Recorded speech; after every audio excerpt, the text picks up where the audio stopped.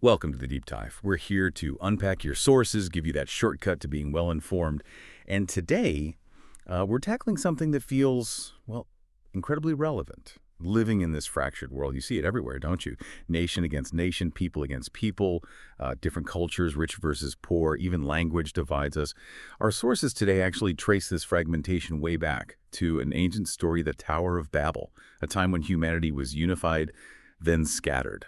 So what do the sources tell us about, where this split began, and maybe more importantly, where do they point for a way forward? Yeah, that's a great place to start. The material really emphasizes battle as this sort of foundational moment. Ambition led to scattering, confusion. But then there's this sharp contrast. It introduces Jesus, who starts gathering people into what our sources call a new fellowship. Hmm. So our mission really is to dig into the characteristics of this surprising new community. We're drawing mainly from the Gospel of John, chapter 1, verses 35 to 51, and also a recent sermon analyzing that passage. Right. And understanding this, it's not just like ancient history class. It's really about how identity and purpose and community can be, well, completely reshaped. Even now, it feels like a surprising path to unity when everything feels so divided. So yeah, a perfect deep dive for anyone curious about how these old stories might actually play out. Okay, so let's get into it. This idea of a new fellowship. The first characteristic that jumps out is this call to focus, to shift your gaze. And it starts with John the Baptist. Now, John, he had his own disciples, right? But the text says the very next day he sees Jesus walking by and he just says, "Behold the Lamb of God."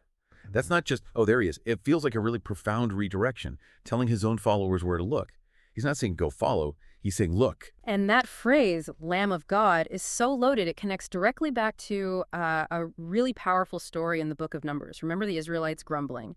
Bitten by fiery serpents. God tells Moses, lift up a bronze serpent, and anyone who just looked at it, well, they lived.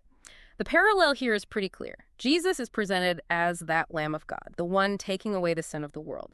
So the sources suggest that focusing your gaze on him is how you find life. Okay, but here's the twist, right? This refocusing, it costs John the Baptist personally. He basically loses his job, his followers.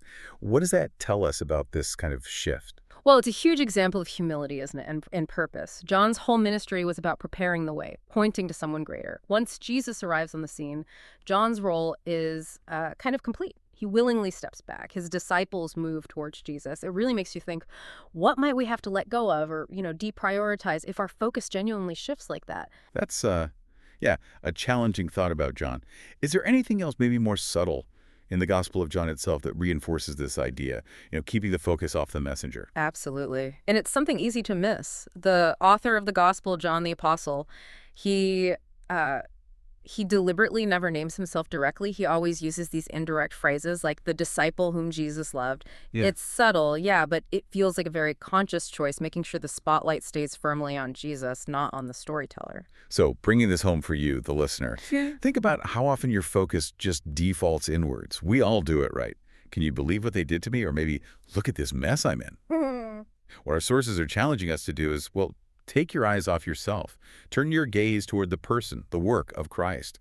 It's a call for a total reorientation of perspective. Okay, so shifting our gaze is step one. How does that focus then turn into, well, into action? What's the next characteristic this new fellowship shows us?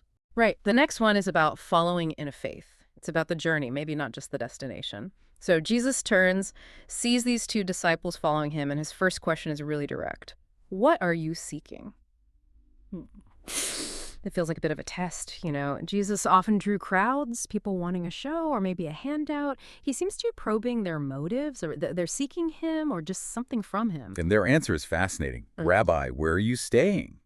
Now, given the time the text says about the 10th hour, so like 4 p.m., that it implies more than just curiosity, doesn't it? It suggests they want to spend the night, to really dwell with him. It's sort of an indirect way of saying, we're seeking you, we want to be with you. And Jesus, he doesn't give them directions, does he? No map, just come and you will see. How's that different from, say, God telling Abraham, go back in Genesis? Oh, that's a key distinction the sources highlight. When God told Abraham to go, it was toward a future unseen land, a command pointing away. But Jesus says, come, and the implication is profound. Come with me. His presence is part of the invitation. It brings to mind that name, Emmanuel, meaning God with us. The destination isn't some point on a map you find later. It's discovered during the journey with him. The fellowship actually starts the moment you're with the person, not when you reach someplace. It's all about being with Jesus. And you see that happen immediately with Andrew, one of those first two. The very first thing he does, finds his brother, Simon Peter, tells him, "We have found the Messiah."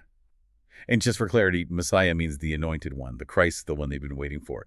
What's really striking is Andrew doesn't, wait until he has all the answers, right? He hasn't arrived himself yet. Exactly. He doesn't say, okay, let me go study for a few years, get my life totally sorted, then I'll let you know. No. He just shares what he's found right away. It's a powerful idea, really. You don't need to have it all figured out. You don't need to feel like you've dealt with all your issues before you can invite someone else to come and see, to join this journey. The gathering, this fellowship, it truly starts the moment you decide to be with Jesus and share that invitation. That's really freeing, isn't it? Not waiting for perfection. Mm. Which leads us right into the third characteristic, flourishing into the future. This idea of a new name, a new identity. Our sources focus on how Andrew brings Simon, and Jesus immediately looks at him and says, "You are Simon, son of John. You shall be called Cephas," which translates to Peter, meaning rock. How significant is that act? Renaming someone. Oh, it's hugely significant. In that culture, names often reflected your past, maybe your family history, or your current situation. Think Simon, maybe hearer. But Jesus gives him a future name, a name reflecting who he will become. Remember, later Jesus says, "Upon this rock I will build my church."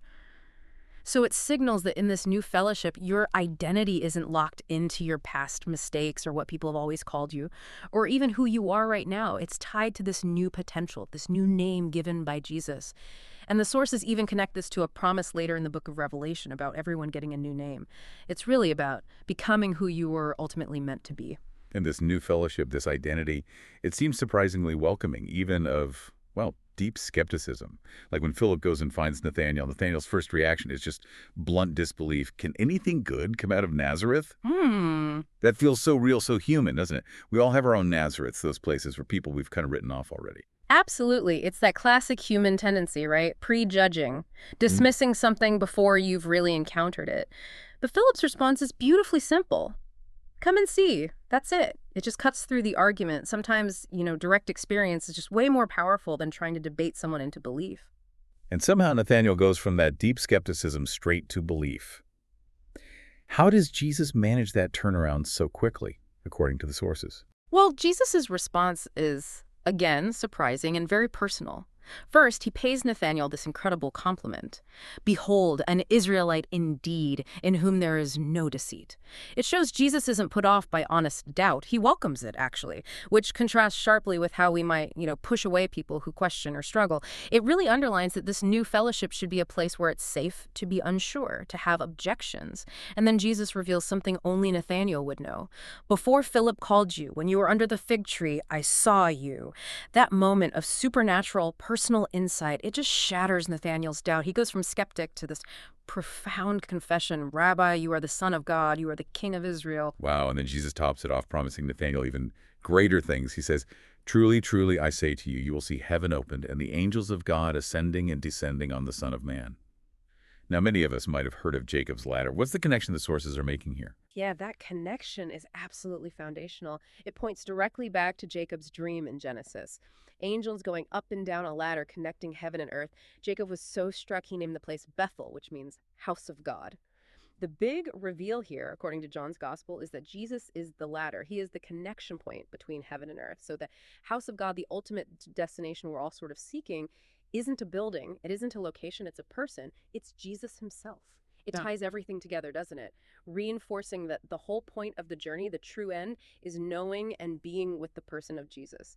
So if we just quickly recap this deep dive, this new fellowship, gathered right in the middle of a broken world, it seems to be defined by three key things. First, it's about deliberately focusing our gaze, our attention on Christ. Second, it's about following him in faith, understanding that the real destination is found on the journey with him, and that fellowship starts the moment you're with him. And third, it's about flourishing into a new future identity, a new name given by Jesus himself. Right. And that leaves us with a maybe provocative thought for you to take away. If the ultimate destination isn't a place after all, but a person, well, what does that change about how you think about your own life goals? Where you think you're headed? And also, how might Really embracing a new name, a future identity defined by potential rather than your past, how might that transform how you see yourself? And maybe how you interact with others, especially those wrestling with honest doubts.